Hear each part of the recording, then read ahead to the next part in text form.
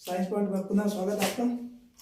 अभी तक हम लोगों ने कल जो चीज पढ़ी थी उसमें ये पढ़ा है संविधान के भाग एक में, संविधान का भाग एक में राज्य और संघ क्षेत्र का प्रावधान आर्टिकल 1 से लगाकर 4 तक, और भाग 2 में 5 से 11 तक, आर्टिकल 5 से 11 तक नागरिकता का प्रावधान।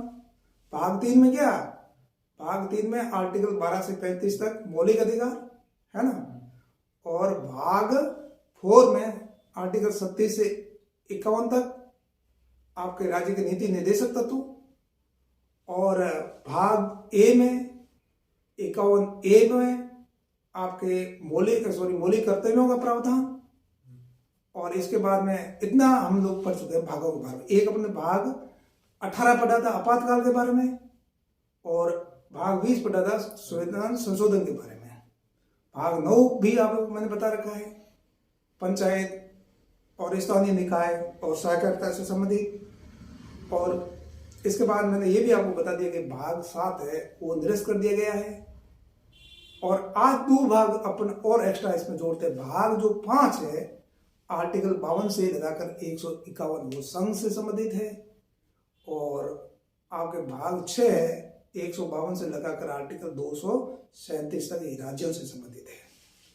इतनी मोटी मोटी बातें अपन कल पढ़ चुके हैं। और मौलिक कर्तव्य के बारे में भी कल हमने डिस्कस किया था कि 11 मौलिक कर्तव्य है, कैसे हैं, ये सारा हमने कल चर्चा की थी। आज उससे आगे अपन लोग पढ़ रहे हैं कि भारतीय संविधान में के बारे में पढ़ते पहले भारतीय संविधान की विशेषताएं अपन लोग पढ़ रहे थे। 12 विशेषताएं अपन लोग पढ़ चुके थे। 13वीं जो विशेषता है वो एकल नागरिकता का प्रावधान। ठीक है, मैंने आपको बता दिया भाग 2 में आर्टिकल 5 से लेकर 11 तक नागरिकता से संबंधित प्रावधान है। ठीक है, भारत में एकल नागरिकता है, वो है भारतीय नागरिकता। समझे बात को, कोई स्टेट की नागरिकता नहीं है किसी भी नागरिक को। और भारतीय नागरिक होने के नाते उसको सभी अधिकार प्राप्त होते हैं जो भारतीय संविधान ने प्रदान किए हैं। जैसे अमेरिका में क्या है, संघ की भी नागरिकता उसको प्राप्त होती है नागरिक को वहां के, और किसी राज्य 50 स्टेट है, 50 स्टेट में से किसी स्टेट की उसको नागरिकता प्राप्त होती है। समझा ये बात को नहीं। लेकिन भारत में एकल नागरिकता है, ये शो करती है कि भारतीय जो संघात्मक होते हुए भी क्या है, उसका झुकाव एकात्मकता की ओर है। एकल नागरिकता का मतलब जैसे भारतीय नागरिक है कोई भी, कहां पर भारत के किसी भी क्षेत्र में लोकसभा और विधानसभा का चुनाव चाहे तो लड़ सकता है। जैसे जसवंत सिंह बाड़मेर के थे, दार्जिलिंग से जाके उन्होंने चुनाव लड़ा नहीं लड़ा। और बूटा सिंह बाहर पंजाब के रहने वाले थे, बलराम जाखड़ पंजाब के रहने वाले थे, इन्होंने राजस्थान से चुनाव लड़ा। और विधानसभा के सदस्य भी बाहर से आके यहाँ चुनाव लड़ सकते हैं, कोई प्रॉब्लम नहीं है, सिवाय कुछ जो आरक्षित सीटें हैं उनको छोड़ दिया जाए तो, है ना। तो ये नागरिकता के नाते भारतीय नागरिकता प्रदान है, इसके नाते किसी भी नागरिक के साथ किसी भी प्रकार का भेदभाव नहीं, भारतीयता के आधार पर सभी कुछ उसे अधिकार प्राप्त है। ठीक है, ये हो गया आपका दिन। अब अगला जो है स्वतंत्र निकाय है, 14वां। भारतीय संविधान में स्वतंत्र निकाय, ठीक है, इंडिपेंडेंट बॉडी। भारतीय संविधान में आपके व्यवस्थापिका, कार्यपालिका, न्यायपालिका से संबंधित प्रावधान किए गए हैं। न केवल इसके साथ में कुछ स्वतंत्र निकाय स्थापित किए गए हैं। ठीक है, ताकि क्या हो, जैसे आपका नंबर 1 केंद्रीय निर्वाचन आयोग, ठीक है ना। और केंद्रीय निर्वाचन आयोग क्या करता है, आपके लोकसभा है, आपके विधानसभाएं हैं, और क्या राज्यसभा है, राष्ट्रपति है, उपराष्ट्रपति है, इनके चुनाव करवाता है। इसकी स्वतंत्रता को बनाए रखने के लिए भारतीय संविधान में कई प्रावधान किए गए हैं। बात आई समझ में नहीं, ठीक है ना, जो कि भारतीय संविधान का एक महत्वपूर्ण स्तंभ है। अगर लोकतंत्र में स्वतंत्र और निष्पक्ष चुनाव कराना बहुत आवश्यक है, इसलिए इनको इंडिपेंडेंट रूप से, इसका मतलब नियुक्ति से लगा करके और वेतन भत्ते और हटाने की प्रक्रिया जिसको अपन आगे पढ़ेंगे, ठीक है ना, विशेष प्रावधान किए गए हैं संविधान के अंदर। नंबर 2 आपका कैग एक संवैधानिक संस्था है, ठीक है ना। क्या है, एक संवैधानिक संस्था है। ये क्या करती है? केंद्र और राज्य के जो भी खाते होते हैं ना, उसका ऑडिटिंग का कार्य करती है। ठीक है ना। ये जनता के धन का इसे संरक्षक कहा जाता है। संसद ने जो धन आवंटित किया उसके अनुसार वो खर्च हो रहा है नहीं कर रहा, इसका ये अकाउंटिंग करती है। और इसकी रिपोर्ट केंद्र में राष्ट्रपति को दी जाती है के द्वारा, और संबंधित राज्यों के राज्यपाल को। राज्यपाल किस में रखते हैं? विधानसभा के सदन में रखते हैं। और राष्ट्रपति कहाँ रखवाता है? आपके संसद में रखवाता है। ठीक है ना, ये इंपॉर्टेंट बात है। और इसके सिवाय आपके लोकतंत्र तभी सफल हो सकता है जिसमें अधिकारी है उनकी नियुक्ति क्या हो? पारदर्शी तरीके से हो, बिना किसी भेदभाव के निष्पक्षतापूर्ण हो। इस निष्पक्षता को शो करने के लिए, सुनिश्चित करने के लिए संविधान में यूपीएससी और संबंधित राज्यों के लिए राज्य लोकसेवा आयोग से संबंधित प्रावधान किए गए हैं। ठीक है ना। और उसमें प्रावधान किया गया, हटाने की प्रक्रिया कठिन बनाई गई है। मान लीजिए राज्य लोक सेवा आयोग है, उनके अध्यक्ष और सदस्यों की नियुक्ति तो राज्यपाल करता है, लेकिन हटा नहीं सकता राज्यपाल। ठीक है। हटाने की प्रक्रिया क्या है? अलग राष्ट्रपति हटाएगा, वो भी सर्वोच्च न्यायालय के न्यायाधीश की अध्यक्षता में कमेटी गठित की जाएगी और कमेटी वो जांच करेगी और सिफारिश देगी वही इसने पद का दुरुपयोग किया है या जो भी है कदाचार साबित हुआ है, असमर्थता साबित हुई है, उसके आधार पर हटाएगा और उसकी रिपोर्ट को मानने के लिए राष्ट्रपति बाध्य है। ठीक है ना। ये सारे प्रावधान उसके अंदर किए गए हैं। ठीक है, बात है समझ में नहीं? इसके बाद आगे अगला आपातकालीन प्रावधान 15, ये अपन पहले पढ़ भी चुके हैं। भारतीय संविधान की 15वीं विशेषता है, इसको डिटेल में आगे पढ़ेंगे। आपातकालीन प्रावधान, ठीक है ना, देश की संप्रभुता, एकता और अखंडता को सुनिश्चित करने के लिए, ठीक है ना, क्या किए गए? आपातकालीन प्रावधान संविधान में किए गए हैं। आपातकालीन प्रावधान में क्या हो जाता है? ये संघात्मक व्यवस्था है ना, एकात्मक हो जाती है। संविधान संशोधन करने की कोई आवश्यकता नहीं है। ठीक है, केंद्र को सारे राज्य उसी के विषय पर क्या है, कानून बनाने के अधिकार प्राप्त हो जाते हैं। पता है समझ में नहीं?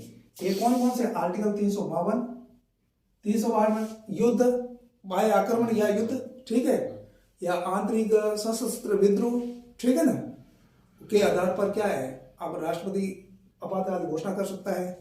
356 संवैधानिक तंत्र की विफलता, ठीक है ना, और आपका 360 क्या है, आपके वित्तीय आपातकाल जो कभी लागू नहीं हुआ है, ठीक है ना, और इसमें वेतन भत्ते घटाने के बहुत सारे प्रावधान किए गए हैं। ठीक है ना, समझने बात को नहीं है? इसका उद्देश्य क्या है? उद्देश्य यह है कि संविधान और देश के लोकतांत्रिक ढांचे को सुरक्षा प्रदान की जा सके। ठीक है, पूरी की पूरी केंद्र क्या हो जाता है, इस स्थिति में संघात्मक के ढांचा आप एकात्मक रूप में चेंज हो जाता है। ठीक है ना, आपातकालीन प्रावधान द्वारा ये प्रावधान किए गए, ये भारतीय संविधान की विशेषताएं हैं। ठीक है ना, अगला 16 त्रिस्तरीय सरकार। सरकार के 3 स्तर है, अपन लोग आगे इसको डिटेल में पढ़ेंगे। मूल संविधान में 2 स्तर थे, क्या, केंद्र और राज्य, और उसके बाद में आपको मैंने बताया भी था कि 11वीं और 12वीं अनुसूची जोड़ी गई, 73वें और 74वें संविधान संशोधन 1952 के द्वारा, ठीक है ना, 1992 के द्वारा, ठीक है ना। इसमें 11वीं अनुसूची के तहत 29 विषय, ठीक है ना, और 12वीं अनुसूची के तहत 18 विषय प्रदान किए गए। ठीक है, स्थानीय निकाय वो इसमें ये प्रावधान किया गया। ये भारतीय संविधान की बहुत बड़ी विशेषता है। ठीक है ना, अगली है एक सहकारी समितियां 17, ये इंपॉर्टेंट है। सहकारी समितियों, ये सहकारी समितियों के लिए आपका 97वां संविधान संशोधन किया गया है। अपन साथ में ये भी पढ़ रहे हैं, संविधान संशोधन भी साथ में पढ़ रहे हैं। आपको रटने की कोई आवश्यकता नहीं पड़ेगी, जैसे मैं बता रहा हूं वैसे आप पढ़ो, आराम से आपको सारा समझ में आ जाएगा। 97वां संविधान संशोधन किया गया सहकारी समितियों के लिए। ठीक है, सहकारी संविधान संशोधन किया गया, और कब? 2011 में। कब किया गया? 2011 में। ठीक है ना। अब इसमें क्या किया गया है? इसमें सहकारी समितियों को संवैधानिक दर्जा दिया गया। क्या दिया गया? सहकारी जो भी संस्थाएं थी ना, समितियां थी, उसको संवैधानिक दर्जा दिया गया। ठीक है, इसमें 3 प्रावधान किए गए। पहला प्रावधान क्या किया गया? पहला प्रावधान ये किया गया कि सहकारी समितियों को गठित करना कोई मौलिक अधिकार बना दिया गया। मतलब सहकारी समिति को गठित कर सकते हैं कोई भी व्यक्ति। सहकारी समिति को गठित करना एक मौलिक अधिकार बना दिया गया, ठीक है, मौलिक अधिकार बना दिया गया। मतलब सहकारी समितियों को गठित करना आपका एक मौलिक अधिकार है, किसमें प्रावधान कर दिया गया, आर्टिकल 19 में। बात आई समझ में। नंबर 2, राज्य के नीति निर्देशक तत्वों में क्या किया गया, एक नया नीति निर्देशक तत्व जोड़ा गया सहकारी समितियों को प्रोत्साहित करने के लिए, ठीक है। नीति निर्देशक तत्वों में 43B जोड़ा गया, ठीक है ना, किसके लिए, सहकारी समितियों को प्रोत्साहित करने के लिए।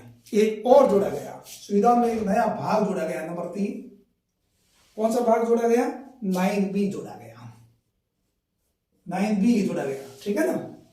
ये तो नगर पालिकाओं के लिए, उनके लिए था, ठीक है ना। बी जोड़ा गया, बी में क्या कहा गया, एक शीर्षक जोड़ा गया सहकारी समितियां, ठीक है ना। और इसमें आर्टिकल 243 ZH से 243 ZT, ठीक है, टी तक ये, ठीक है। नया 9 भाग जोड़ा गया सहकारी समितियों, शीर्षक सहकारी समितियों, ठीक है। और आर्टिकल 243 ZS से 243 ZT, ये बात समझ में आई कि नहीं आई, ठीक है। ये आपके भारतीय संविधान की मुख्य विशेषताएं हैं, ठीक है ना। सब तो नहीं, आगे अपन लोग इसको डिटेल में जैसे स्थिति आएगी वैसे स्थिति आगे देखते रहेंगे। ये आपको ओवरऑल एक पता चल जाएगा क्या स्थिति है, तो आपको रटने की जरूरत नहीं होगी, बार बार ये चीजें क्या होगी, रिपीट होगी तो अपने आप याद हो जाएगी। संदर्भ के तहत अपन पढ़ेंगे। अब भारतीय संविधान की कई आधारों पर क्या की जाती है, आलोचकों ने आलोचना की है। क्या आलोचना की, प्रत्येक चीज की कोई ना कोई आलोचना तो होती है। पहला किया गया कि भैया ये संविधान उधार का संविधान है, आपके खुद के कुछ मौलिक तत्व है नहीं है, तार्किक तत्व है नहीं, ठीक है। आपने क्या किया, बहुत सारे देशों, किसी देश से ये लिया, किसी से ये लिया, किसी से ये लिया, ठीक है, लेकर के एक तरीके का आपने उधार लिया है संविधान। ये आलोचकों का क्या है, आलोचना की जा रही है, ठीक है। लेकिन अम्बेडकर ने इसका जवाब भी दिया है। डॉक्टर अम्बेडकर ने कहा कि ऐसी कोई बात नहीं है, हमने जो अच्छे तत्व है ना जिस संविधान से, उसको हमने ग्रहण किया है। जैसे पानी को शांत करके जो पानी में कचरा होता है उसको दूर कर देते हैं, वैसे ही काम किया है, ठीक है। नंबर 2, अब ये दूसरा इनकी आलोचना ये है कि 1935 का भारत सरकार अधिनियम था ना, तो ठीक है, इसकी कार्बन कॉपी है, ठीक है ना। ये आलोचकों का कहना है। अधिकांश जो भाग थे 395 आर्टिकल है, उसमें से अधिकांश आधे से ज्यादा इसी के पार्ट है, यूं की यूं उठा लिए गए हैं। और ये भी अंग्रेजों का ही बनाया हुआ था, 1935 का भारत शासन अधिनियम, ठीक है ना, जो भी है, ठीक है। और नंबर 3, ये कहते हैं कि ये भारतीयता विरोधी है, भारतीयता विरोधी, भारतीयता विरोधी क्यों बताया, क्योंकि ये जो संविधान बनाने वाले जो लोग थे ना अधिकांश, ठीक है, वकील थे और इनकी शिक्षा वगैरह जो बाहर से हुई थी, ठीक है ना, ये इसलिए भारतीयता को समझ नहीं पाए और जो तत्व बाहर के थे उनको प्राथमिकता दी, भारतीयता को उन्होंने प्राथमिकता दी। ये आलोचकों की आलोचना की जा रही है, ठीक है, आलोचकों द्वारा ऐसी आलोचना की जा रही है। नंबर 4, गांधीवाद से बहुत दूर, गांधी दर्शन से यानी ये संविधान बहुत दूर है, ऐसा आलोचकों का विचार है, ठीक है। गांधीवाद से संविधान बहुत दूर है। गांधीवाद क्या चाहते, गांधी जी क्या चाहते थे, गांधी जी चाहते थे कि लोकतंत्र क्या होना चाहिए, पंचायत स्तर से होना चाहिए, पंचायत के लोग चुनाव करते हैं, ठीक है। और उसके बाद में एक क्या कहते हैं, जिला पंचायत चुने, ठीक है, मतलब जिला पंचायत क्या करें, संसद के इनके वो विरोधी थे, ठीक है ना, और वो सदस्य चुने और वो कानून बनाए और क्या करें, ये जो गांधी जी का विचार था कि इनको वेतन भत्ते नहीं दिए जाने चाहिए, केवल इनको दैनिक जो आवश्यकता की जो पूर्ति है ना वो चीज इनको दी जाना चाहिए, उनका आर्थिक, राजनीतिक, सामाजिक बहुत सारे विचार थे, तो इससे ये संविधान दूर है, ऐसा आलोचकों का आलोचना किया जाना है।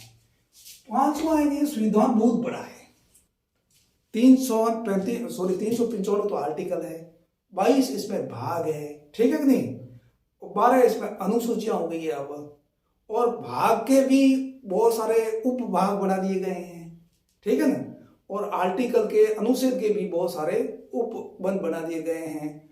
तो इतना बड़ा है, उसे याद करना बहुत मुश्किल है, ठीक है ना। पढ़ने वाले लोग भी अच्छी तरह इसको नहीं समझ पा रहे हैं, तो साधारण आदमी को कैसे समझ बैठेगा संविधान क्या है, ठीक है। ये आलोचकों का विचार है। आलोचकों का ये कहना है कि वकीलों का यह स्वर्ग है, क्यों स्वर्ग है कि इसकी भाषा बहुत कठिन है, मुहावरेदार है, साधारण आदमी में समझ से परे की बात है, ठीक है ना। इसलिए वकील लोग सारे कोई भी चीज उधर वकीलों के पास जाते हैं। ये उनका क्या कहना था, मतलब आलोचना की जानी आलोचकों के द्वारा। कारण भी है क्योंकि अधिकांश लोग जो संविधान बनाने वाले लोग कौन थे, अधिकांश वकील रूप से वकील के व्यवसाय से जुड़े हुए थे, वकालत से जुड़े हुए थे, ठीक है ना। तो इस तरीके के आलोचकों का ये क्या कहते आलोचना की जा रही है। ये समझना एक नहीं है तुम्हारा। अब ये मुख्य संविधान की अपनी विशेषता हो गई, और अपन संविधान की विशेषता अब प्रत्येक चीज में आगे अपन लोग पढ़ते रहेंगे भाई, ठीक है ना। कि जहां पर आएगा तो जैसे चैप्टर पढ़ते रहेंगे ये अपने बहुत उपयोगी होगा, हर जगह ये काम आएगी, ठीक है ना। अब आज अपन लोग 2-3 चीजें और पढ़ेंगे। मैंने आपको 8वीं, 9वीं, 10वीं, 11वीं और 12वीं अनुसूची के बारे में बता दिया है, और मुझे विश्वास है कि आपको याद हो गया होगा, नहीं हो गया तो हो जाएगा, अपन दोबारा बता दे रहे हैं। आज मैं प्रथम अनुसूची के बारे में और चौथी अनुसूची के बारे में बात करूंगा। प्रथम के और चौथी के बारे में क्यों बात करना चाहता हूं, क्योंकि ये यूपीएससी में भी कई बार क्वेश्चन पूछ चुके हैं, ठीक है। आरबीएससी में भी पूछ चुके हैं, आरएस में भी, और दूसरे एग्जाम में भी क्वेश्चन आता रहता है। कैसे आता है, क्योंकि कोई नया राज्य मॉडल गठित किया जाना है तो निम्नलिखित इसमें से किस अनुसूची में परिवर्तन करना पड़ेगा, इस तरीके का आता है। अब प्रथम में, फोर्थ में क्यों परिवर्तन करना पड़ेगा ये आपको मैं बताना चाहता हूं। प्रथम अनुसूची है आपके अनुच्छेद 1 से लगाकर 4 तक, ठीक है, भाग 1 से संबंधित। समझ के बात को नहीं है। इसमें क्या है, इसमें राज्यों के नाम है और उनके न्यायिक क्षेत्र है, ठीक है, नंबर 1। नंबर 2 क्या है, संघ राज्य क्षेत्रों के नाम है और उनकी सीमाएं हैं। समझ गए मेरी बात को। अगर मान लीजिए नया राज्य गठित होगा तो उसका नाम इसमें लगाना पड़ेगा या लिखना पड़ेगा, नहीं लिखना पड़ेगा, है। इंडिया क्या है, इंडिया इज द भारत। इस संविधान में 2 ही भाग है, मतलब नाम है, भारत भी है और इंडिया भी है। तो कोई भी नया राज्य गठित होगा तो क्या होगा, आपका उसका नाम, ठीक है, उसका क्षेत्र, ठीक है ना। दूसरे राज्य क्या होंगे, उसकी सीमाएं परिवर्तित हो सकती है, तो इनका नाम है डालना पड़ेगा अनुसूची 1 में। तो इसमें संशोधन करना पड़ेगा कि नहीं करना पड़ेगा, ठीक है ना। वैसे राज्यों का जो गठन होता है मैं पहले भी बता चुका हूँ, साधारण बहुमत से हो जाता है, उसको संविधान संशोधन नहीं मानते हैं, लेकिन इसमें चेंज तो करना पड़ेगा, अनुसूची नहीं करना पड़ेगा। समझ में आएगी बात को। नंबर 2, अब चौथी अनुसूची में क्या है, चौथी अनुसूची में राज्यसभा, चौथी अनुसूची में राज्यसभा से संबंधित स्थानों का आवंटन है। मतलब राज्यसभा के स्थान राज्यों और केंद्र शासित प्रदेशों के लिए राज्यसभा में सीटों का आवंटन है। किसमें, अनुसूची आपके 4 में, आर्टिकल 4 और आर्टिकल 80 में, ठीक है। 80 में राज्यसभा के सदस्यों की अधिकतम संख्या कितनी होगी, ये आपके होगी 250। ये आर्टिकल 80 में कहा गया है, ठीक है ना। समझ गए मेरी बात को नहीं। आर्टिकल 80 में क्या है, राज्यसभा के सदस्यों की अधिकतम संख्या कितनी होगी, 250। कौन से स्टेट में कितनी होगी ये अपन अभी देखेंगे, ठीक है ना। इसी प्रकार से आर्टिकल 79 क्या करता है, आर्टिकल 79 संसद के गठन से संबंधित है, संसद का गठन, ठीक है। और राज्यसभा में स्थान कितने होंगे ये आर्टिकल कौन बताएगा, 80। और आर्टिकल 81 क्या बताएगा कि लोकसभा में कितने स्थान होंगे, ठीक है। नहीं समझा कि नहीं आ गया, ये बात आपको ध्यान रखनी है। तो भाग सूची 4 में क्या है, राज्यसभा से संबंधित स्थानों का आवंटन है। ये मेरे हिसाब से आपको समझ में आ गई होगी। अगर भाग 6 की बात अपन लोग करें, राज्य विधान, इसके साथ में मैं थोड़ी सी संसद की बताई तो विधान परिषद और विधानसभा के बारे में भी बता देता हूं, क्योंकि आपको अनुच्छेद बार बार बताएंगे तो याद हो जाएगा, ठीक है ना। 168 आर्टिकल मैंने पहले बताया था, 152 से लगा करके 237 तक राज्यों से संबंधित प्रावधान है संविधान में, भाग 6 में, ठीक है ना। तो 168 में विधान मंडलों के गठन का प्रावधान है, ठीक है। और 169 में क्या है, विधान परिषद के गठन का प्रावधान, और विधान परिषदों के गठन का प्रावधान और उसको उन्मूलन कैसे कर सकते हैं उसके प्रावधान है। कौन से में, 169 में, ठीक है ना। और 170 में प्रावधान है विधानसभा के कितने स्थान होंगे, विधानसभा के, ठीक है ना। बात आई समझ में नहीं। अगर विधानसभा के अधिकतम कितने स्थान हो सकते हैं, 500 और न्यूनतम 60। ये बात आई समझ में नहीं। कोई भी राज्य है, हालांकि भारत के किसी भी राज्य में 500 सीटें नहीं है, 403 ही है। किसमें? आपके यूपी में सबसे अधिक। पहले हुआ करती थी उत्तराखंड के, उत्तराखंड की साथ में जोड़ेंगे तो अलग बात है वो, ठीक है ना। तो ये 500 अधिकतम और मिनिमम कितनी? 60, ठीक है।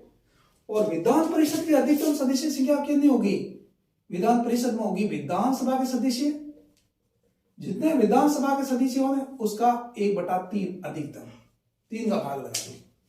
जैसे मान लीजिए राजस्थान में कितनी विधान परिषद गठित नहीं, मान गठित की जाए तो 200/3, ठीक है। तो कितनी होता है? 67 पॉइंट समथिंग आता है, 67 तो होता नहीं है ना, है तो अधिक तो हो नहीं सकता ना। अधिकतम कितनी होती है? 1/3, तो 1/3 तो 67 होगी अधिकतम। और न्यूनतम कितना का प्रावधान है? न्यूनतम 40। विधान परिषद में न्यूनतम 40, ठीक है ना। अधिकतम विधानसभा के सदस्यों की 1/3, और विधानसभा में अधिकतम 500 और न्यूनतम 60। ये क्वेश्चन खूब आपके एग्जाम आता रहता है। ये बात समझ में आई कि नहीं आई? आ गई ना। अब अपन लोग एक चीज देखना चाहते हैं। क्या देखना चाहते हैं? अब आपके क्वेश्चन एग्जाम आए हैं, यूपीएससी में आया है ये, ठीक है। 2-3 बार आ चुका है एग्जाम है कि अगर कोई नए राज्य का गठन होता है तो निम्नलिखित इसमें से किस अनुसूची में परिवर्तन करना पड़ेगा? तो अनुसूची 1 में परिवर्तन करना पड़ेगा और अनुसूची 4 में परिवर्तन करना पड़ेगा। सम क्षेत्र भी बनता है मान लीजिएगा, तो 1 में तो परिवर्तन करना पड़ेगा, 4 में अगर राज्यसभा का स्थान उसको अलॉट है तो 4 में भी करना पड़ेगा। बात आई समझ में नहीं है? ये अच्छी तरह देखें। अब अपन लोग देखेंगे, क्योंकि एग्जाम में खूब क्वेश्चन आता है निम्नलिखित में से कौन से राज्य में लोकसभा के सदस्यों की संख्या समान है, ठीक है। निम्नलिखित में से कौन से राज्य में विधानसभा के सदस्यों की संख्या समान है, ठीक है। इस तरीके के क्वेश्चन, निम्नलिखित में से कौन से राज्य समूह में राज्यसभा के सदस्यों का स्थान समान है, ठीक है। इस तरीके का क्वेश्चन खूब आता है, एक आता ही रहता है। इस दृष्टि से अपन देख रहे हैं आज कि इनको याद कैसे किया जाए, ठीक है ना। पहले अपन लोग 3 चीज देखेंगे। एक तो लोकसभा के कितने सदस्य हैं, फिर राज्यसभा के सदस्य कितने हैं किसी राज्य में, और उसके बाद में विधानसभा के सदस्य कितने हैं, और ये सब पूरा करेंगे। और उसके बाद अपन विधान परिषद देख लेंगे, किन किन राज्यों में विधान परिषद है। सभी राज्यों में विधान परिषद है नहीं। विधान परिषद का गठन किसमें है? 169 में है, ठीक है ना। तो 169 में अभी किस किस में है? यूपी में है विधान परिषद, है ना, आपके बिहार में है ना, और आपके क्या नाम है इसका, महाराष्ट्र में है, कर्नाटक में है, ठीक है ना, तेलंगाना में है, आंध्र प्रदेश में है, ठीक है नहीं है। तो इन राज्यों में विधान परिषद है अभी, तो अपन इसको देख लेंगे, ठीक है ना, कैसे होता है। पहले जम्मू कश्मीर में थी, लेकिन जम्मू कश्मीर को केंद्र शासित प्रदेश बना दिया। जम्मू कश्मीर में एक और विशेषता थी, 169 आर्टिकल के तहत जम्मू कश्मीर में विधान परिषद नहीं थी, क्योंकि जम्मू कश्मीर का संविधान अलग था, ठीक है ना। अब अपन लोग पहले अपन लोग याद करते हैं 7 सिस्टर। 7 सिस्टर में कौन कौन राज्य आते हैं आपको पता है? एक तो आता है अरुणाचल प्रदेश। अब आपको एक चीज मैं और बता दूं, अगर आपका भूगोल बहुत अच्छा है ना, फिर याद करने की जरूरत नहीं है। भूगोल के भी पूछते हैं निम्नलिखित में से कौन सा राज्य 7 सिस्टर में शामिल नहीं है, या सीमा पूछ लेते हैं। अरुणाचल प्रदेश, जो अरुण का सबसे पहले उदय होता है, नंबर 2। आपके ऊपर चलो तो नागालैंड, समझ में आ गई नहीं? इस साइड में चलो नागालैंड के नीचे कौन आता है भाई? 3 नंबर। नागालैंड के नीचे आता है मणिपुर 1 नंबर ऐसे, मणिपुर। अब ऐसा है नहीं, ये यहां जाकर के यूं ऐसा होता है नहीं, यूं, सॉरी 1 मिनट, यूं, ये तो ये ऊपर वाला भाग है ना, ये आपका क्या है? अरुणाचल प्रदेश है। फिर इसके बाद में साइड में नागालैंड, बर्मा की सीमा पे है। एग्जाम में क्वेश्चन आता है निम्नलिखित में किस राज्य की सीमा सबसे अधिक बर्मा से लगती है, ठीक है। इस तरीके का क्वेश्चन आता है। ये मणिपुर, और नंबर 4 मणिपुर के बाद आता मिजोरम, आया नहीं यार। और फिर ऊपर चलते हैं तो आ जाता है आपके 5 नंबर आ जाता है त्रिपुरा, आया नहीं यार। 6 नंबर क्या आ जाता है आपके, त्रिपुरा में अभी चुनाव हो रहे हैं, और मेघालय, है ना। और 7वां नंबर पर इन सभी से घिरा हुआ राज्य कौन सा भाई? इन सभी राज्यों से घिरा हुआ राज्य कौन सा है? असम, आसाम, ठीक है। बात आई समझ में नहीं? ये आपका 7 सिस्टर है। अब इसमें लोकसभा का सदस्य मैं आपको बताता हूं। लोकसभा और एक आपका राज्यसभा के स्थान कितने हैं और विधानसभा के सदस्य कितने हैं। 3 बातें आपको ध्यान होना चाहिए। 3 बातें आपको देनी, इनमें से कुछ आता है। मैं आपको ये बताना चाहता हूं कि राज्यसभा का स्थान है ना, वो सभी का एक एक है। इस साइड वाला 1 1 1 1 1 और कितने हो गए 1 2 3 4 5 और 6 और असम का 7 राज्यसभा के स्थान। ठीक है, समझे बात को नहीं? ठीक है, 7 है ना। अब सुनना, 7 सिस्टम में 7 स्टेट और 7 ही असम की बात, बाकी वाले सभी में एक एक। आगे बात समझ में? अब सुनना, लोकसभा में आपका नागालैंड में एक है, ठीक है, और मिजोरम में भी एक है, ठीक है ना। और यहां 7 का 14 कर देना, असम में 14 है लोकसभा सदस्य, ठीक है। और आपका अरुणाचल प्रदेश में 2, बाकी वाला 2 है, मणिपुर में 2, त्रिपुरा में 2 और मेघालय में 2। नहीं, ठीक बात है कि नहीं है? एक किस किस में लोकसभा की सीट? नागालैंड में एक है और मिजोरम में एक है। नहीं बड़े समझ में है ना। बाकी सभी में क्या लोकसभा की सीटें क्या है 2-2 है। और असम की 7 शब्द कर देना है, 7 सिस्टर 7 असम में और उसके दुगनी 14 लोकसभा की सीटें। ये समझ बैठे कि नहीं बैठे तुम्हारे हैं? पक्की बात। अब सुनना, तो यहां विधानसभा की सीट देख, अब देखो आप लोग इसको, एक नागालैंड और ये। अब विधानसभा की सीट अरुणाचल प्रदेश में 60 है। एक मैं देखना चाहता हूं, मिजोरम में 40 है, क्यों? बाकी सभी में 60 है, इसमें 60 और ये आपका क्या होना है, त्रिपुरा में भी 60, क्यों? और मेघालय में भी 60। और अभी आप लोगों ने अपने पढ़ा था कि विधानसभा में अधिकतम सदस्य संख्या कितनी हो सकती है? अधिकतम संख्या 500 और न्यूनतम कितनी हो सकती है? 60। लेकिन यहाँ 40 है, वो अलग प्रावधान किया है संविधान में, ठीक है ना। वैसे भी तो आपको पता 371 आर्टिकल है ना, उसके तहत तो कुछ राज्यों को विशेष प्रावधान किए गए हैं, ठीक है ना। उसको आप लोग आगे से देखेंगे। और ये असम राज्य है, उसकी 126 है सीट टोटल, कितनी विधानसभा की 126। ये बात समझ में आ गई नहीं आ गई? कुछ नहीं करना है, आपको ध्यान रखना है मिजोरम का एक हो। मिजोरम है कहां पे, ये ध्यान होना चाहिए। इनकी जनसंख्या बहुत कम है। जैसे आपको मैं बताऊं, ये जो आपका है ना, अभी इनकी जनसंख्या 20 लाख से कम ही है। बाड़मेर जिले की जनसंख्या 30 लाख के आसपास है, अधिकांश की 20 लाख से कम ही है। इसको छोड़ देना, असम को छोड़ दे तो, ठीक है ना। फिर भी विशेष प्रावधान करके इनकी संख्या 60। आप अनुमान लगाओ, एक वोटर है वहां पे, एक विधानसभा के जो वोटर है 50,000 के आसपास होंगे, 50,000 से कम ही होंगे, ज्यादा नहीं है। 50,000 तो शायद ही होगा, ठीक है ना। तो वहां पर एमएलए जीतता नहीं, 1 वोट से, 2 वोट से, 4 वोट से, ऐसे भी जीतता वहां पे, ठीक है ना। ये स्थिति है। अब 8वां नंबर मैं देख रहा हूं सिक्किम। आपको मालूम सिक्किम बहुत छोटा राज्य है ना। और संविधान संशोधन जो है 35 और 37 वो किसे है? सिक्किम से संबंधित है। 35 में स्टेट बनाया गया और 37 में संपूर्ण राज्य का दर्जा दिया गया। इसमें लोकसभा की सीट भी एक ही है, विधानसभा की सीट भी कितनी है? एक है। बेटा समझ में नहीं है? और इसमें 32 सीट है, किसकी है? 32 विधानसभा की 32 सीट है, ठीक है ना। और ये बहुत अलग तरीके का स्टेट है। आपको पता है, पर भारत का पहला राज्य जो जैविक कृषि के लिए ये है। जैविक कृषि वहां पर अनिवार्य कर दी, उर्वरक का उपयोग नहीं करेंगे, ठीक है ना। रासायनिक केमिकल है ना, उसका यूज नहीं करेंगे। ये पहला, वर्ल्ड का भी पहला ही राज्य होगा ये, ठीक है। भारत का है क्या, ठीक है। और एक और है यहाँ का, एक मुख्यमंत्री थे पवन कुमार चामलिंग। क्या नाम था उनका? पवन कुमार चामलिंग। पवन कुमार चामलिंग यहाँ सबसे अधिक, पूरे भारत में सबसे अधिक समय तक रहने वाला कोई मुख्यमंत्री व्यक्ति था तो कौन था? पवन कुमार चामलिंग था, ठीक है ना। वो लगभग 25 वर्ष तक राज्य के मुख्यमंत्री रहे हैं, ठीक है ना। आपको ध्यान है, ये 94 में, दिसंबर 1994 में जाकर के, ये 94 मान लो, दिसंबर 12 दिसंबर 13 दिसंबर ऐसा कोई दिसंबर है। दिसंबर 1994 से लगाकर 25 साल कब होते हैं? 2019 तक सीएम रहे हैं। कौन है? पवन कुमार चामलिंग, ठीक है, लगातार। और आपको बताऊं, इसकी जो सिक्किम डेमोक्रेटिक जो फ्रंट है इनका, ठीक है ना, उसको 32 में 15 सीट पड़ी है। सामने वाला ग्रुप है ना उसको मिला 17 सीट, प्रेम सिंह करके नाम है, वो सीएम बने हैं इसके 2019 में। और बाकी सभी राज्य जनसंख्या वृद्धि से परेशान है। और इस राज्य में राज्य के मुख्यमंत्री ने कुछ ही दिन पहले, आपको ध्यान हो तो, प्रजनन दर बढ़ाने के लिए महिलाओं को बहुत सारे प्रोत्साहन की घोषणा की थी। ठीक है ना, ये इस दृष्टि से भी इंपॉर्टेंट है।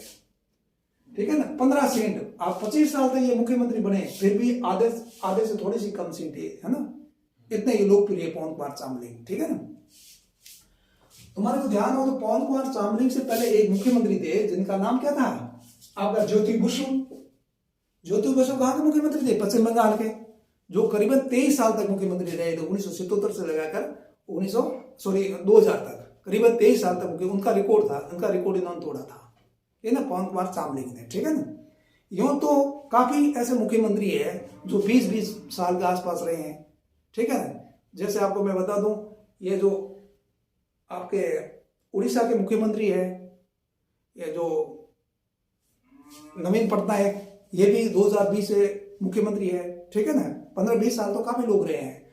अपने राजस्थान के मोहनलाल सुगड़िया थे, और आपके पंजाब के मुख्यमंत्री प्रकाश सिंह बादल है ना, तमिलनाडु के मुख्यमंत्री करुणानिधि है। ठीक है ना, ऐसे बहुत सारे लोग, नीतीश कुमार है जैसे, एक नाम बहुत इंपॉर्टेंट है, नीतीश कुमार आपके बिहार के मुख्यमंत्री है। ठीक है, ये 8वीं बार मतलब क्या सीएम बने हैं, 8वीं बार। लेकिन इन्होंने क्या किया है, कभी इस ग्रुप के साथ चले गए, यूपीए के साथ चले गए, कभी किसके साथ चले गए, आपके एनडीए के साथ चले गए। तो इतना समय नहीं हुआ, 20 साल नहीं हुआ, 20 साल से कम ही है इनका समय। लेकिन 8वीं बार ये इसने क्या सफल ली है इन्होंने। पहले ध्यान, पहले कुछ दिन पहले ये एनडीए को छोड़कर यूपीए में चले गए थे, 2014 के आसपास किसमें चले गए थे, आपके यूपीए में चले गए थे, एनडीए को छोड़ करके, है ना, इस तरीके का। ये और भी मुख्यमंत्री हैं जो 20 साल के, लेकिन 25 साल तक वो भी लगातार, ये तो लगातार नहीं रहे हैं नीतीश कुमार, तो 20 साल से नहीं हुआ, 20 साल से कम ही है नीतीश कुमार। 8वीं बार शपथ ली, इसके ये मतलब क्या है, ये भी इंपॉर्टेंट है, ये एग्जाम में पूछते हैं इस तरीके का। ठीक है ना, एक तरुण गोगोई थे असम के मुख्यमंत्री, वो भी काफी समय तक सीएम रहे थे। एक गोपांग करके अरुणाचल प्रदेश के मुख्यमंत्री थे। ठीक है ना, वो भी काफी 20 साल के आसपास सीएम रहे वहां के। ठीक है ना, इस दृष्टि से बहुत इंपॉर्टेंट है। और दूसरी चीज और है नीतीश कुमार के बारे में, और इंपॉर्टेंट चीज ये है कि नीतीश कुमार विधान परिषद के सदस्य है मुख्यमंत्री के रूप में, शुरू से पहले ही। ठीक है ना, अभी भी शायद विधान परिषद के सदस्य है। आपको ध्यान हो, यूपी के मुख्यमंत्री अखिलेश यादव, और ये मायावती भी क्या है, विधान परिषद की सदस्य नहीं है, विधानसभा के सदस्य नहीं है। जैसे भारत में बहुत सारे प्रधानमंत्री हुए हैं, मनमोहन सिंह है, आपके देवगुड़ा है, गुजराल है, और जब इंदिरा गांधी बनी तब वो भी राज्यसभा के सदस्य थे। वैसे ही आपका उच्च सदन होता है विधान परिषद, इसके वही सदस्य हैं। ठीक है, और नीतीश कुमार न केवल इतने बार सीएम की शपथ ली है, बल्कि केंद्र में मंत्री भी रहे हैं, रेल मंत्री भी रहे, दूसरे विभागों के भी मंत्री रहे हैं। ठीक है, काफी समय तक।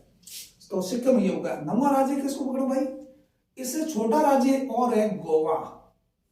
ठीक है ना, गोवा में लोकसभा की 2 सीट है और 1 सीट है राज्यसभा की, और आपके 30 सीटें हैं आप किसकी, गोवा में कितनी है भाई, 40 सीट, सॉरी 40 सीट है, 30 नहीं 40 सीट है किसकी, आपके विधान, इसके क्या बोलते हैं उसको, हाँ विधानसभा की 40 सीट है। तो न्यूनतम सीट है 32 किसकी, सिक्किम की, और 40 सीट तो 2 की है किसकी, आपके मिजोरम की भी है और गोवा की भी है। अब एग्जाम में क्वेश्चन आएगा, निम्नलिखित में से किस समूह के राज्यों की विधानसभा की सीटों की संख्या समान है।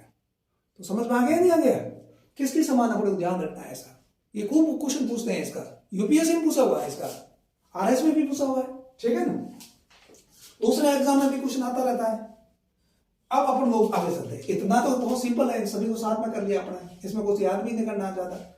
अब उसके बाद अपन उत्तर से चलते हैं, राज्यों को देखते हैं। ठीक है ना, पहले जम्मू कश्मीर था, जम्मू कश्मीर केंद्र शासित प्रदेश बन गया, तो केंद्र शासित प्रदेश में अपन देखेंगे इसकी कितने उसकी सीटें हैं। ठीक है ना, ऊपर ही ऊपर आया हिमाचल प्रदेश, आया नहीं है भाई, हिमाचल और ये प्रदेश।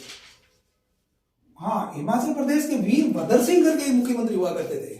ठीक है ना, जिनकी पत्नी थी वो दावेदार थी सीएम की अभी। ठीक है ना, वो भी काफी समय तक रहे सीएम, 20 साल के आसपास, 18-19 साल तक रहे हैं हिमाचल प्रदेश के। हिमाचल प्रदेश में लोकसभा की सीटें हैं 4, ठीक है, और 3 आपके क्या है, राज्यसभा की सीटें, ठीक है ना, और 68 सीट किसकी है, विधानसभा की। समझ आई बात तुमने? 68 सीट, 4 3 68, ठीक है।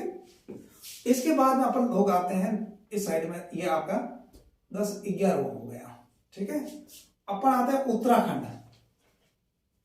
उत्तराखंड में आऊं तो उत्तराखंड के साथ में यूपी को ले लेता हूं, उत्तर प्रदेश को भी ले लेता हूं। क्यों ले लेता हूं? क्योंकि 2000 तक यूपी और उत्तराखंड दोनों साथ में थे, ठीक है ना। उस समय लोकसभा की सीटें हुआ करती थी यूपी में 85, तो 5 दे दिए। तो इसको किसको, आपको उत्तर, इसको रहे 5 और 80 रह गई आपके किसकी, यूपी के पास। उत्तराखंड को कितनी दी, 5 दे दी, और यूपी के पास कितनी रह गई, 80 रह गई, ठीक है ना। क्यों?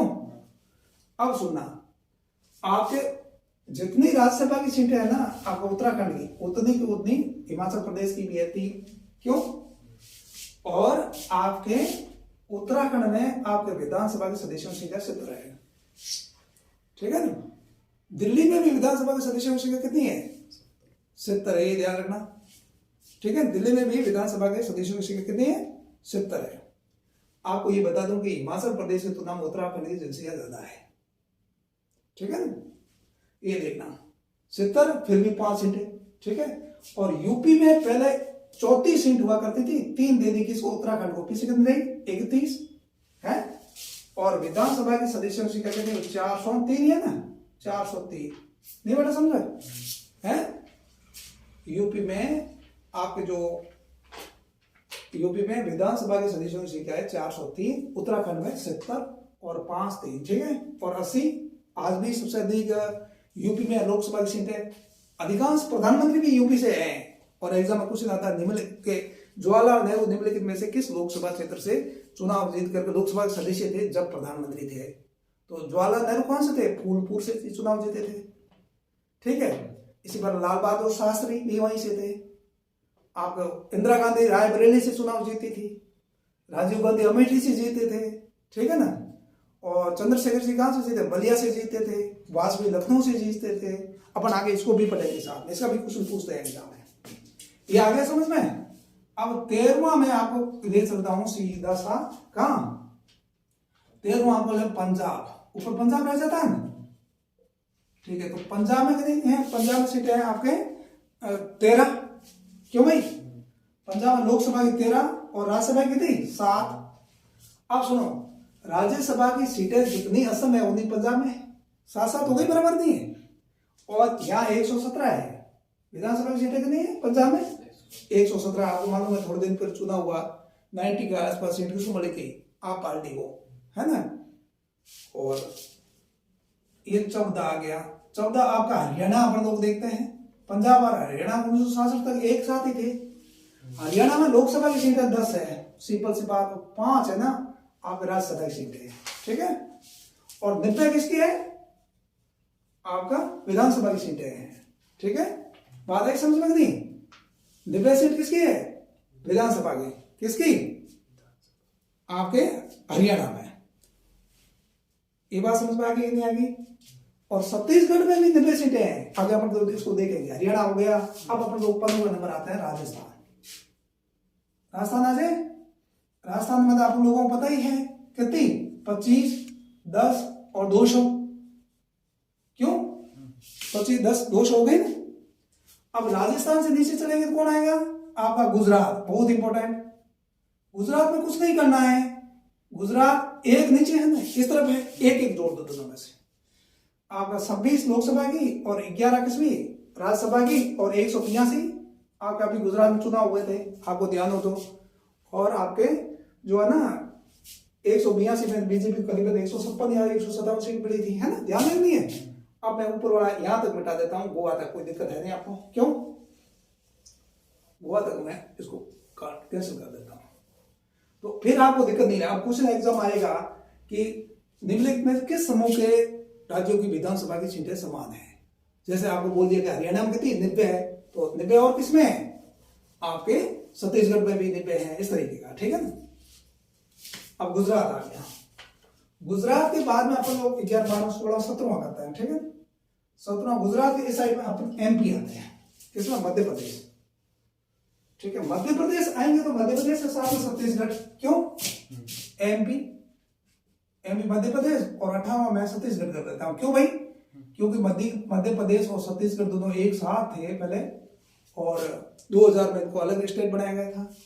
पहले दोनों की मिला के 40 सीट थे, कितनी थी, 40, 29 इसकी चली गई, पीछे कितनी थी इसकी, 11 रही, समझ आई क्या आदमी।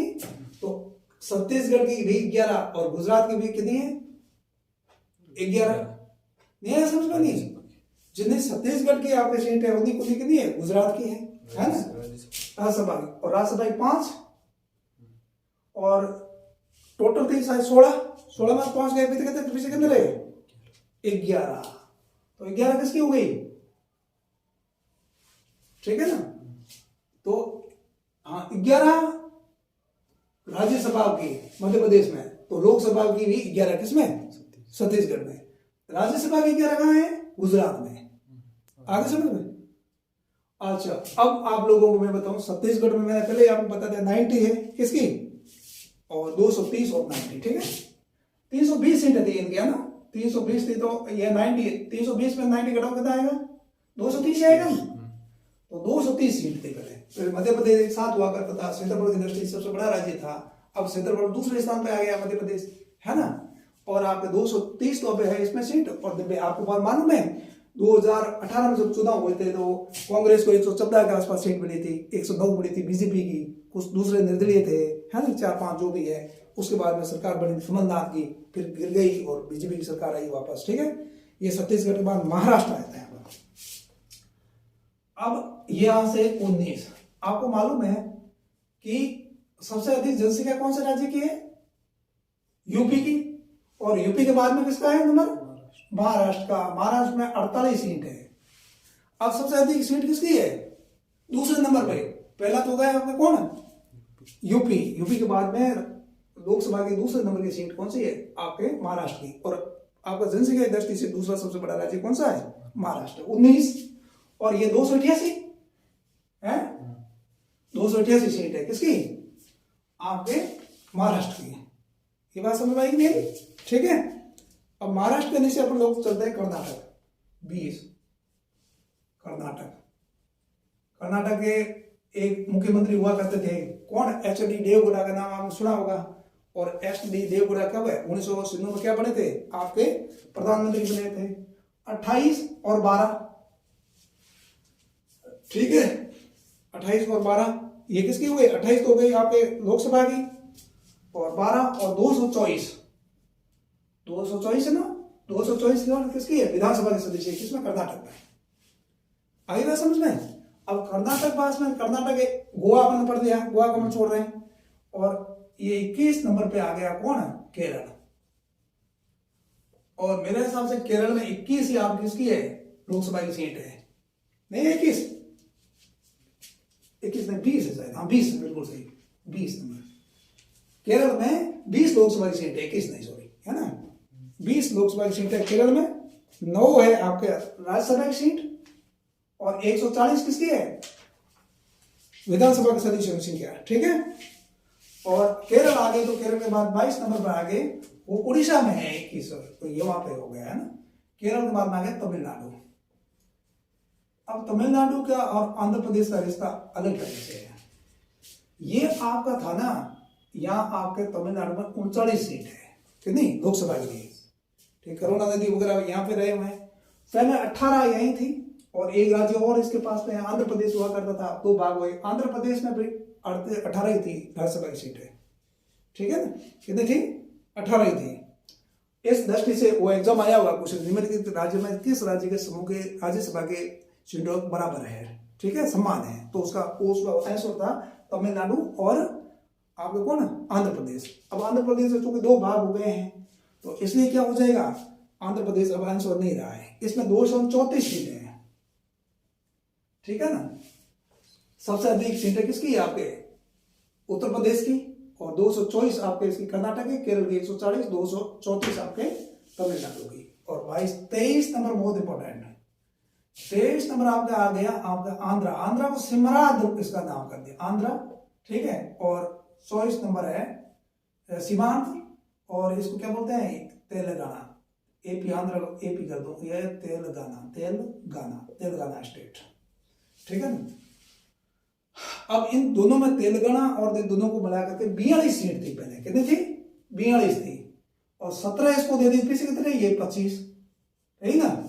अब एग्जाम में मैं आपको पूछूं राजस्थान में लोकसभा की सीटें कितनी है, बताओ कितनी है 25 है, तो आंध्र सीमांत आंध्रा में भी कितनी है 25, थोड़ा संबंध हो गया नहीं हुआ, 17 हुई यहाँ पहले। टोटल इन दोनों में मिलाकर राज्यसभा की सीटें कितनी थी 18, इसमें 7 और इसमें कितनी हुई 11, ठीक है।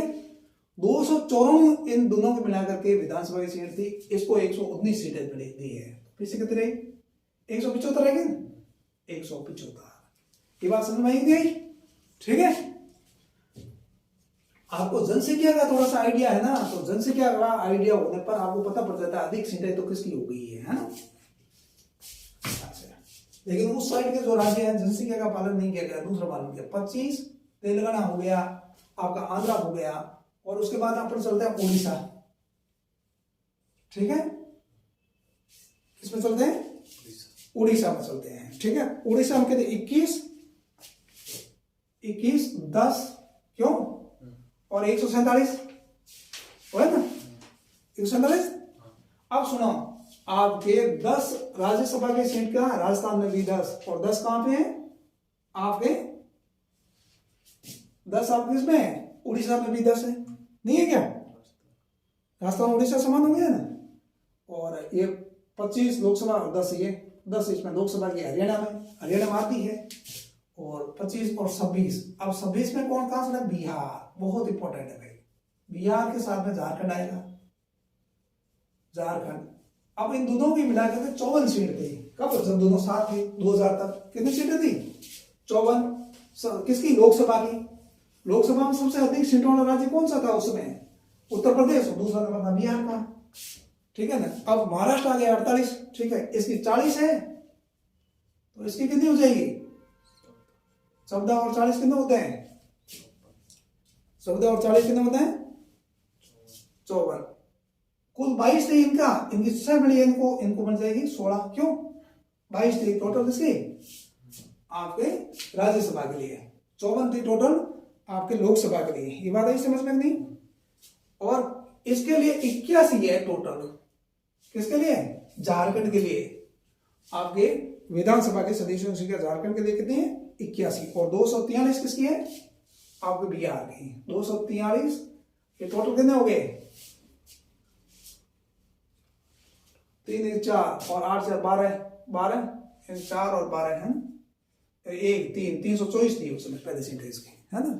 81 दे दी किसको आपके झारखंड को, 243 दे गए। अब हो गया ये 27 हो गया, 28 राज्य कौन बच गया भाई, 28 राज्य बच गया पश्चिम बंगाल, ममता दे दिया ना वहां, पश्चिम बंगाल है ना, पश्चिम बंगाल है ना, पश्चिम बंगाल बच गया ना। तो पश्चिम बंगाल में ये बहुत इंपॉर्टेंट है, किसी समय लोग इसके क्या बोलते हैं, ये आपके जो विधानसभा के सदस्यों की जो संख्या थी ना, वो पश्चिमी बंगाल की और आंध्र प्रदेश की दोनों की बराबर हुआ करती थी, कितनी 254, कितनी 254, समझ गए बात को नहीं। किसी समय पश्चिम बंगाल की और लोकसभा सीटें 42 हुआ करती थी, आंध्र प्रदेश की कितनी थी 42 थी, आंध्र प्रदेश की 42 थी ना है, और इसकी भी 42 लोकसभा की सीटें भी समान, ये भी सीटें समान 254 है। अब 16 इसमें थी क्या राज्यसभा के स्थान, राज्यसभा के स्थान उसमें 18 थे, है इसमें 16 थे, हैं नहीं भाई। और मध्य प्रदेश में कितने हैं आप 16, तो मध्य प्रदेश और पश्चिम बंगाल का बराबर था। अपने आंध्रा की बात की, आंध्रा में तो 42 थी। अब एक चीज और बताऊं, आंध्र प्रदेश में क्या हुआ 84 का 1984 का जो चुनाव हुआ है, कुछ एग्जाम आया हुआ है, ठीक है ना। तो 1984 में जो आपके 542 या 43 सीटों के लिए, जो 43 सीटों के लिए जो भी हुआ ना चुनाव, उसमें क्या थी पंजाब में अशांति थी, ठीक है ना, असम में भी अशांति थी। तो 1984 में चुनाव नहीं हुए, असम वगैरह में बाद में हुए थे चुनाव। तो जितनी सीट थी उसमें तो कांग्रेस को 400 सीट से ज्यादा मिली थी, बाद में चुनाव हुआ और मिली 414 हो गई। लेकिन दूसरे नंबर की जो पार्टी थी ना वो कौन थी, ये तेलुगु देशम, टीडीपी, तेलुगु देशम पार्टी। उसको आपके 42 सीट थी ना आंध्र प्रदेश में, उसमें से 30 सीट पड़ी थी उसमें। तो एग्जाम आता है कि 1984 के चुनाव में दूसरी सबसे बड़ी पार्टी कौन थी? पहले तो कांग्रेस थी और दूसरी बड़ी कौन थी? TDP, Telugu Desam party. Telugu Desam party की स्थापना कब हुई थी पता है आपको? मार्च 1982 में हुई थी। एक एग्जाम में पिछले महीने एक क्वेश्चन आया था, एग्जाम था, पार्टियों को मिलान दे रखा था, उसमें टीडीपी का नाम भी दे रखा था। बहुजन समाज पार्टी कब हुई? 1984 में, ठीक है ना, 14 अप्रैल सॉरी, है ना। और उसका पीए संगमा की पार्टी का नाम भी दे रखा था, तृणमूल कांग्रेस का पार्टी का भी नाम दे रखा था।